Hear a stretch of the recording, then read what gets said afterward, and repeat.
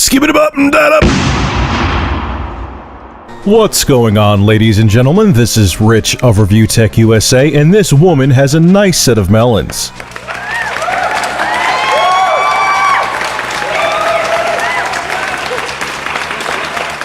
Alright, ladies and gentlemen, the game you are looking at today is Splatterhouse for the TurboGrafx 16. This was originally an arcade game that was released in 1988 and was ported over to the TurboGrafx 16 in 1990. As you can see from the screen, it's a horror-based action platformer, and it's a lot of fun and does offer a decent challenge. My only complaint is due to the fact that this is an arcade port, you could beat the entire game in about 20 minutes. But I have so much fun with it, I could play through it time and time again, so if you're a collector, pick this up for the original TurboGrafx 16, or you could get it on the Wii Virtual Console. I strongly recommend it. It's a classic. You can't go wrong with Splatterhouse. So that crazy Michael Pachter is at it again, but this time I actually agree with him. He is dismissing all the anti-used game rumors about the PlayStation 4, saying that the unnamed industry source must have been a monkey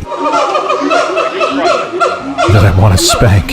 He goes on to say it's just a rehash of that old rumor and the recent one about the Xbox 720. The consumer backlash from blocking secondhand games would be huge. And if you see my other videos on used games, the comments that people leave back that up. People will be very angry if used games were blocked from next-gen consoles. And he goes on to say that quashing the used game market would only benefit larger publishers such as EA and Activision slightly. The only way this could work is if Sony, Microsoft, and Nintendo all came together to block the used game market. But Pachter believes that the three firms aren't evil enough to do it together. Beyond the consumer backlash, Pachter said that GameStop would be in a rage. They would be the biggest potential loser if the used game market was quashed, and would just not carry the next-gen console if it did not allow used games to be played on it. And GameStop is way too big of a retailer for either Sony, Microsoft, or Nintendo to ignore. And if Sony, Microsoft, or Nintendo's next-generation system was not sold at GameStop stores, either of those three companies would be devastated sales-wise. Look, Pachter has said a lot of stuff in the past I totally don't agree with, but this time I totally do agree with him. People, including myself, can't afford to buy every game at $60. And unlike Steam, if Sony, Microsoft, and Nintendo had the power to stop the used game market, they would not sell games via digital distribution at affordable prices like Steam does. Hell, you already see that stuff now on Xbox Live. Some older titles for the Xbox 360 are downloadable on Xbox Live, and they go for 4 or 5 times as much on Xbox Live than they would at GameStop. On top of that, yesterday, the thing that was a big red flag to me, and I forgot to talk about it in my previous video, is the fact that they would want the PS4 constantly connected to the internet. Ubisoft tried this DRM tactic before with their PC games, and it failed miserably. So for Sony to attempt this after it's been proven not to work would be ridiculous. And I doubt the PS4 is going to have to be online for you to play games. Now add in the fact that GameStop would not sell a system that didn't play used games, and that physical media is in its twilight anyway and is going to fade away in a few years. It would be a complete waste of time for Sony, Microsoft, and Nintendo to go through all this work to prevent used games, when in a relatively short amount of time, used games are not going to be an issue anyway. So what's your take on this? Do you agree with Pachter and I and think that Nintendo, Sony, and Microsoft won't attempt to stop the used game market? Or do you think that even with the backlash that would come from consumers and GameStop that they will still attempt it anyway? Make sure to rate, comment, favorite, and subscribe, and if you have an interesting news story, make sure to send me a link via private message either on G2P or YouTube, and if I use the story, I will shout you out in the video and put a link to your channel in the description.